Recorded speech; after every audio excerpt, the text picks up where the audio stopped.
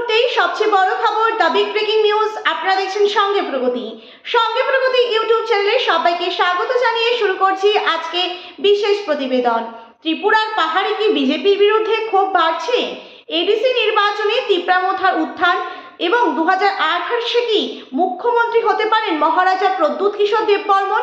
ত্রিপুরার রাজনীতিতে এক বড় পরিবর্তনের ইঙ্গিত বহুদিন ধরেই কিন্তু দেখা যাচ্ছিল।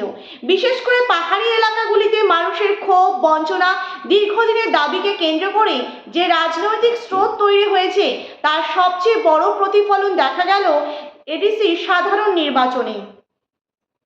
এডিসি নির্বাচনের আগে মহারাজা প্রদ্যুৎ কিশোর দেববর্মন বলেছেন আগামী নির্বাচনে 2028-এ তিনি 25 থেকে 30টি আসনে লড়বেন এবং একাই কিন্তু তিনি লড়বেন।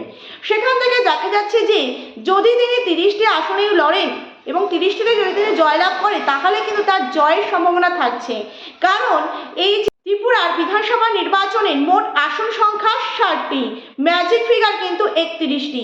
সেখানে দেখা যাচ্ছে যে বিজেপির কার্যত বড় ধাক্কা খাওয়ার একটা বিষয় উঠে আসছে এবং তিপ্রামথা দল বিপুল সমর্থন নিয়ে কিন্তু মাঠে উঠে আসছে ক্রমশ।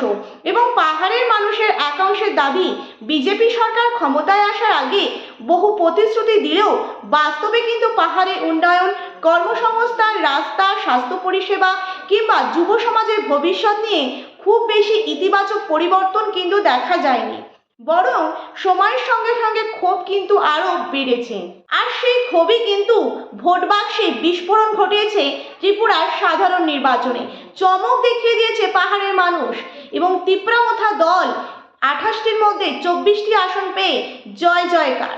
এডিসি নির্বাচনে তিপ্রামথার ঐতিহাসিক জয় শুধুমাত্র একটি নির্বাচনী ফল নয়, বরং এটি পাহাড়ি জনজাতি মানুষের রাজনৈতিক বার্তা।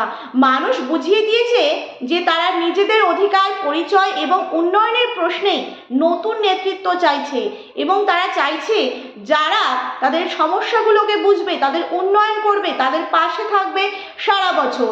আর সেই নেতৃত্বের কেন্দ্রবিন্দুতে উঠে এসেছেন মহারাজা প্রদ্যুৎ কিশোর দেববর্মন। ত্রিপুরার রাজনীতিতে প্রদ্যুৎ কিশোর দেববর্মন এখন একজন শুধু নেতা নন, তিনি মানুষের কাছে আবেগের নাম। পাহাড়ের মানুষের ভাষা, সংস্কৃতি এবং গ্রেটার ত্রিপুরাল্যান্ডের দাবিকে সামনে এনে তিনি যে জনসমর্থন তৈরি করেছেন তা বর্তমানে ত্রিপুরার রাজনীতিতে অন্যতম বড় শক্তি। এবং দেখা যাচ্ছে যে 2018 সালে বিজেপি ক্ষমতায় আসার সময় সাধারণ মানুষের মধ্যে কিন্তু এক ধরনের আশার পরিবেশ তৈরি হয়েছিল। মানুষ ভেবেছিল দীর্ঘদিনের বাম শাসনের পর নতুন সরকার কর্মসংস্থান, দুর্নীতিমুক্ত প্রশাসন এবং উন্নয়নের নতুন দিশা দেখাবে। কিন্তু বিরোধীদের অভিযোগ বাস্তবে সেই আশার অনেকটাই কিন্তু ভেঙে পড়েছে বর্তমানে এই উত্তর পূর্বের রাজ্যে ত্রিপুরায়। ত্রিপুরার বিভিন্ন প্রান্তে এখন বেকারত্ব, মূল্যবৃদ্ধি, চাকরি নিয়ে অসন্তোষ, ঠিকাদারি দুর্নীতি, চাকরির সুযোগ, এক সুবিধা বন্টনের বৈষম্য এবং সমস্ত ইস্যু নিয়ে মানুষের মধ্যে ক্ষোভ বাড়ছে।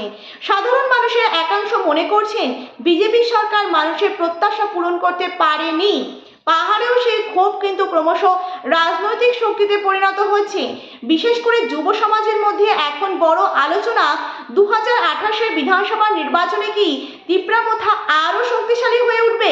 মহারাজা প্রদ্যুৎ কিশোর দেববর্মন কি মুখ্যমন্ত্রীর চেয়ারে বসতে পারবে 2028-এর বিধানসভা নির্বাচনে?